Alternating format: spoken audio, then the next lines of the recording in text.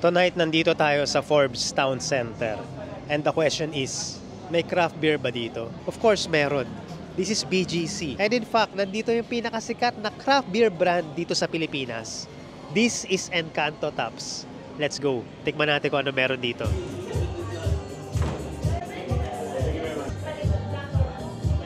They have their usual lager. Live It Up Lager, High Five Honey Ale, Mango Nation Hazy IPA. There's my favorite, the Green Lava Double IPA. And then there's the funky Paint Me Purple Ube Lager. But the real reason why I'm here tonight is I wanted to try their newest and latest beer. It's an Imperial Stout and it's infused with Auro chocolates. Oro or Auro? How do you pronounce that? Oro, Auro. Anyway, kakalabas lang nila nitong bagong beer na to mga about 3 weeks ago. And immediately I am intrigued because my favorite types of beer is yung mga stouts. Okay, this is the bottle. Look at this. It's called Dark Heart. Auro is a local chocolate manufacturer dito sa Pilipinas. It's one of those fancy and class na chocolate. And I think this is the first time na collaborate ang Auro sa isang craft beer brand. Marami na rin ako natikman ng mga stouts, chocolate stouts dito sa atin. Pero yung mga local craft beer dito na nag-infuse ng chocolate, they don't specify kung anong klase na chocolate yung ginagamit nila.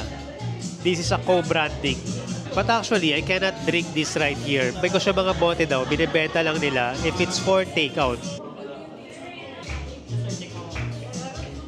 This is a taste tester. Let's taste it.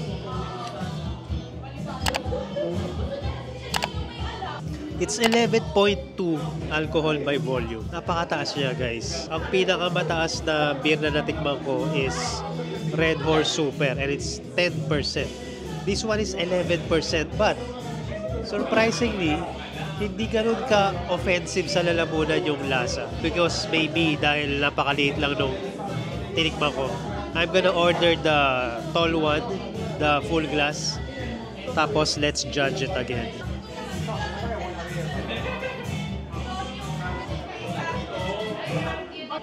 Cheers, guys. This is Auro Encanto Imperial Stout.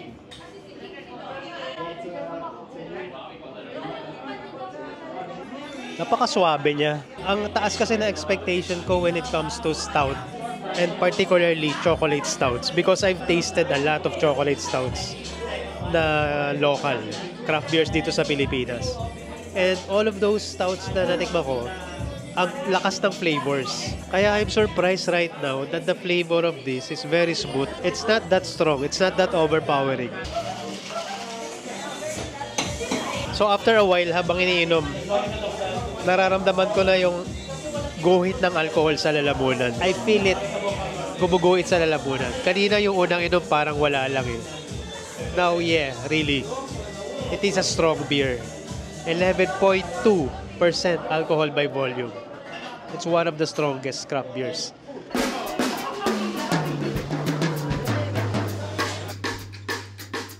Nice to see you, man. Nice to see you. Oh, what's up? Look who I found. This is Lawrence. One of the craft beer fans that I've met here in the Philippines. I don't know, maybe it's a coincidence or maybe it's destiny. I did not even plan to be here tonight. And I didn't expect to find or to see anyone, any friend. But now you're here, and we're here and we're drinking this. Yeah. Cheers. Cheers.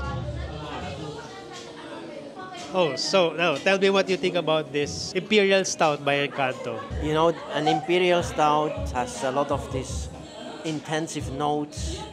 Can be vanilla flavor, can be chocolate flavor, can be a nutty flavor. Yeah. The foam can be quite soft or quite strong. And this one here, when you taste it, I taste good another taste. It gives you a good mouthfeel because you can feel the alcohol. It's quite strong. How strong is it? It's 11%. 11%, so it's really on the strong side. So it's not a beer you drink very fast. It's a beer you drink very slow. But it has a good mouthfeel because you feel a lot of different flavors. The foam is soft. There is a little bit of a chocolate note maybe. and you can feel a bit of the foam, which has a sort of a vanilla taste, maybe. Yeah. And it's a beer which you need to drink slowly, enjoy, and have a good evening, relax, calm down, so you feel much better the next day. That's all we need right now to calm down. Yeah. But that's why I have another beer. What's that one? I think that's the, what did they say? The lager. The lager, Live It Up lager. So that's the lowest alcohol. yeah. Can you see the numbers? What's the number? It's 4%. 4%. So I drink this as my water. It's like a chaser for you. Yeah. Encanto makes good lagers, you Yeah. know. When I go sometimes to San Pedro, where Encanto has all the beers on tap, it's amazing. Like in other stouts. I did brew a chocolate stout myself with a chocolate from Belgium. I put a lot of chocolate in the beer, and I had a very chocolate beer, you know. But it was almost too strong. Encanto has it under control. We've seen a lot of the local breweries. I'm always in Paltry Abbey. I see you there often, Paltry Abbey, right? Maybe we should do something together, you know. I'm gonna plan an episode, a video with you specifically. Let's do I'm happy to have a food experience, beer experience. He needs his chaser. Yeah.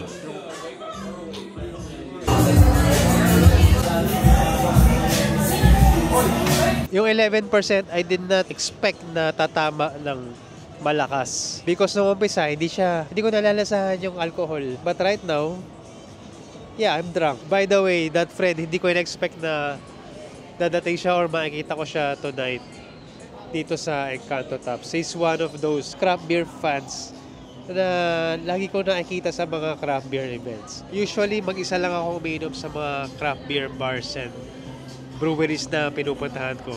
So tonight, I'm glad na meron akong nakita na kaibigan na fellow craft beer nerd, craft beer fan. At least meron ako nakausap at nakakwentuhan. Anyway, thank you for watching. Thank you for liking and subscribing, guys. See you in the next video. Bye-bye.